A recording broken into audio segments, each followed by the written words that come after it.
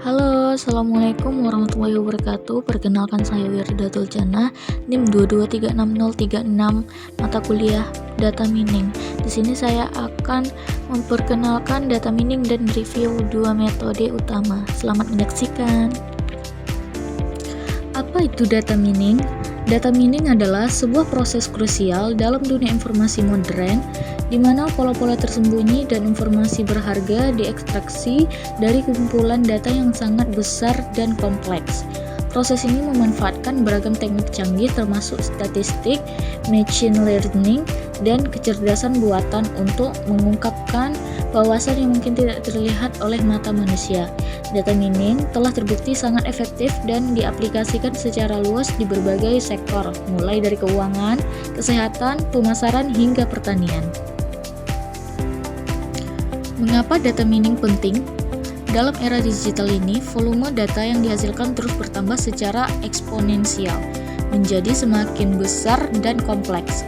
Hal ini membuat analisis manual menjadi tidak efisien, bahkan mustahil.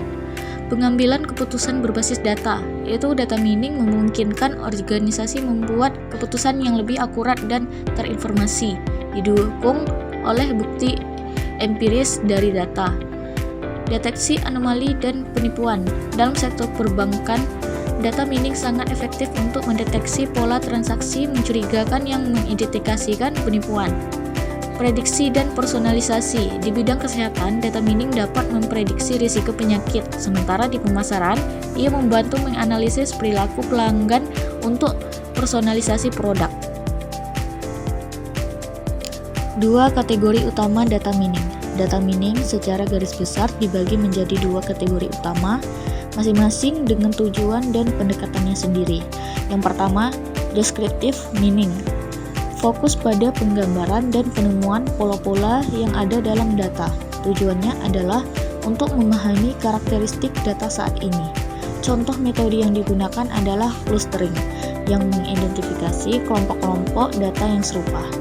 Yang kedua yaitu predictive mining, berorientasi pada peramalan atau prediksi nilai dan kategori di masa depan berdasarkan pola yang ditemukan dari data historis.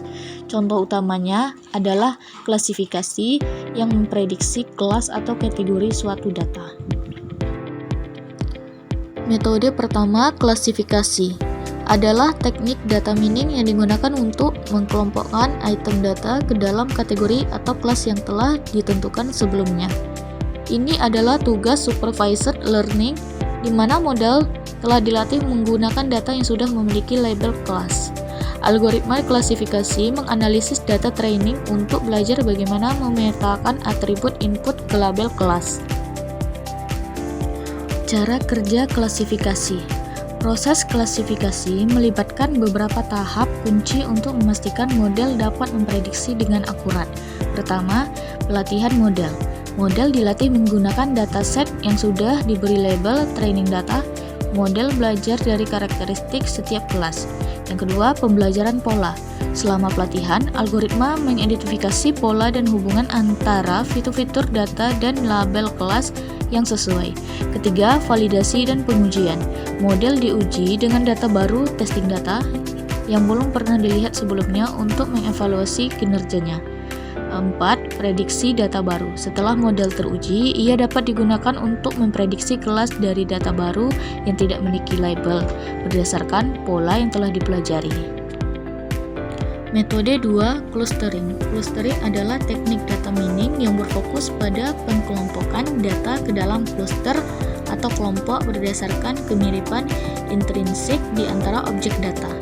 Berbeda dengan klasifikasi, clustering adalah teknik unsupervised learning karena tidak memerlukan label kelas yang telah ditentukan sebelumnya. Tujuannya adalah untuk menemukan struktur alami dalam data di mana objek data dalam satu clustering memiliki kemiripan yang tinggi satu sama lain dan perbedaan yang tinggi dengan objek di clustering lainnya. Keunggulan clustering. Clustering menawarkan sejumlah keunggulan yang menjadikannya alat yang sangat berharga dalam analisis data. Yang pertama, menemukan struktur tersembunyi. Dapat mengungkapkan pola dan struktur yang tidak diketahui sebelumnya dalam data, memberikan wawasan baru yang berharga.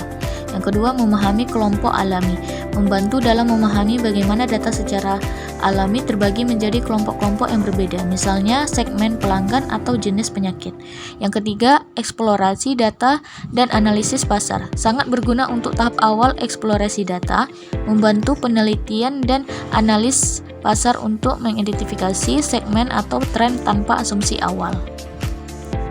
Perbandingan singkat klasifikasi dan clustering. Meskipun keduanya adalah metode penting dalam data mining, klasifikasi dan clustering memiliki perbedaan mendasar dalam tujuan dan persyaratan data. Pertama, klasifikasi membutuhkan data berlabel. Fokus utama adalah memprediksi kelas atau kategori. Tujuannya adalah untuk membangun model yang dapat menggeneralisasi ke data baru. Kedua, clustering tidak membutuhkan data berlabel. Fokus utama adalah pada pengkelompokan data alami berdasarkan kemiripan. Tujuannya adalah untuk menemukan struktur tersembunyi dan memahami segmentasi data. Keduanya adalah alat yang saling melengkapi dalam toolkit data mining, sering digunakan secara bersamaan untuk menganalisis yang lebih komprehensif. Kesimpulan dan aplikasi nyata. Data mining adalah disiplin ilmu yang kuat, membuka wawasan baru dari lautan data besar yang kita miliki. Pertama, wawasan berharga. Data mining membantu mengungkapkan pola, tren, dan anomali yang sulit ditemukan dengan metode tradisional. Yang kedua, metode kunci. Klasifikasi dan clustering adalah dua metode fundamental yang memiliki aplikasi luas di berbagai industri.